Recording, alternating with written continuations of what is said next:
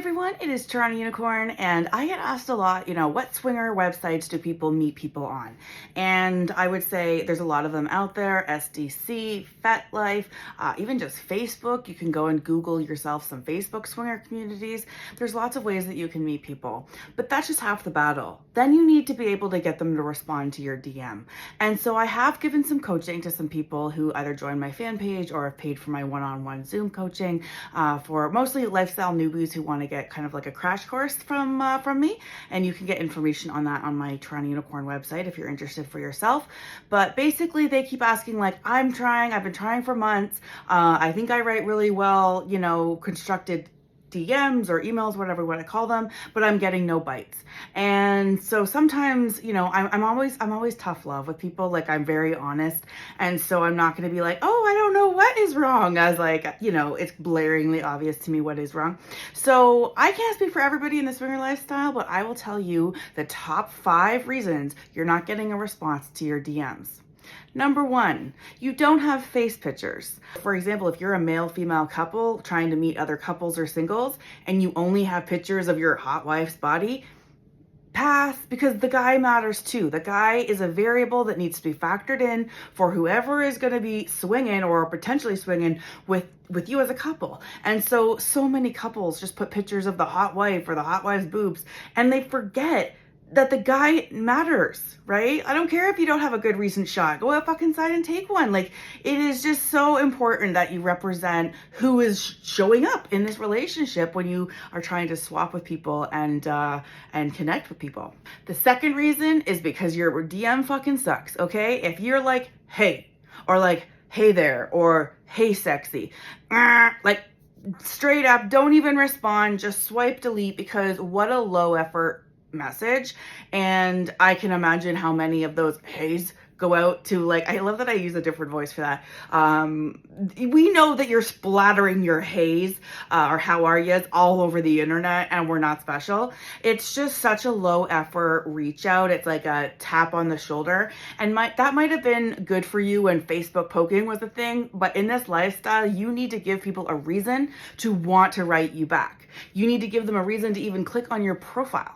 The third reason is and I hate to admit this, but if you say, I'm nervous and new, because I have been a nervous and new swinger, and I bailed and chickened out on my fair share of scheduled meetups. And it's happened to me too, where people who were, scheduled to show up to a hotel or whatever, and then they kind of, whatever reason, chickened out at the last minute. It happens. People get nerves. People sometimes don't want to go through with something that they were just talking as if a fantasy before, and now it's real life. Suddenly they have IBS and they can't go. So it happens.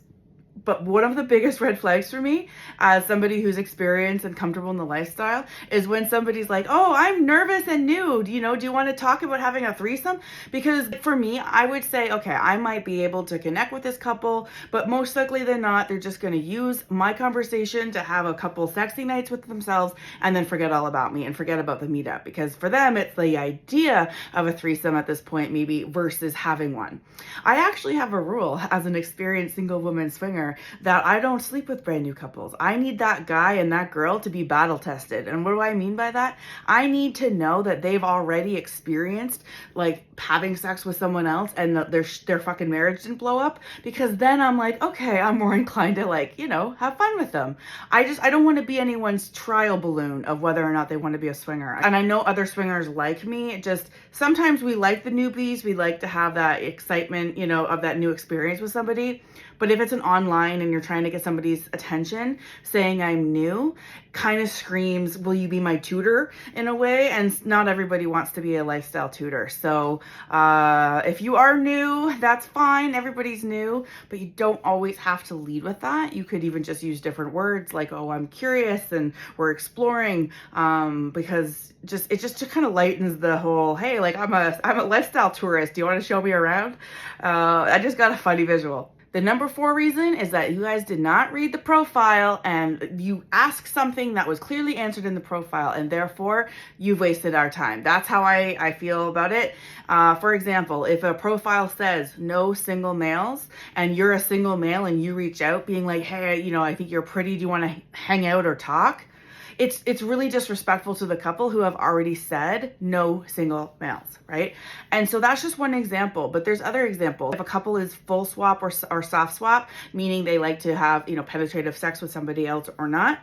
If you're a soft swap couple and you put that on your profile and you say, hey, I'm not looking to have sex with someone else, I'm looking to have an oral experience or something similar, and then someone responds and they're only full swap, that's a lot of wasted time if you guys get to know each other, right? Because it really matters compatibility in this lifestyle, not just chemistry and connection.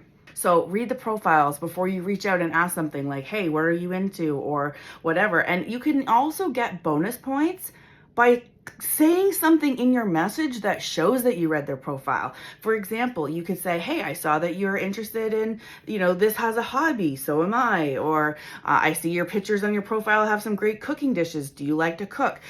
Something like that says, hey, this guy saw my profile or girl saw my profile and then messaged me, hooked me in and then messaged me. And it just has a bit more of an investment in that, and that can increase your return on response rate. The fifth reason is actually more common than you think, and it's because the account or the profile that you've messaged is just completely stagnant or stale and no longer checking. There are so many times where there's people who become swingers or have an idea of becoming a swinger. Maybe they do it a few times and then they decide, that's it, that they're not for them, or maybe they just take a break.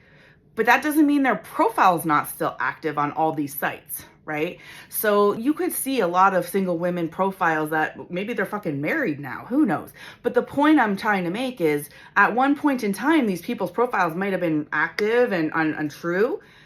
And then times move on, but the profiles don't get updated.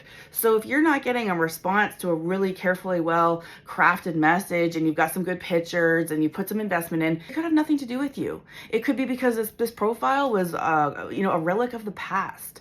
So I know I personally have some profiles on some old sites that say I'm a single woman looking for couples, and that's not the case anymore. Right now, I'm actually in a couple and I'm looking for single women. It's an interesting turn of events. Luckily, I've been a single woman and I have my how to be a successful, single woman in the lifestyle videos, and I'll put a link in the description so you can check out my advice videos on basically the single woman experience, how to court them, how to impress them, as well as, how to make it a win-win-win situation for everybody. So those are the top 5 reasons that you might not be getting a response to your DM, and I would start with pictures. And if you could please show some of your face.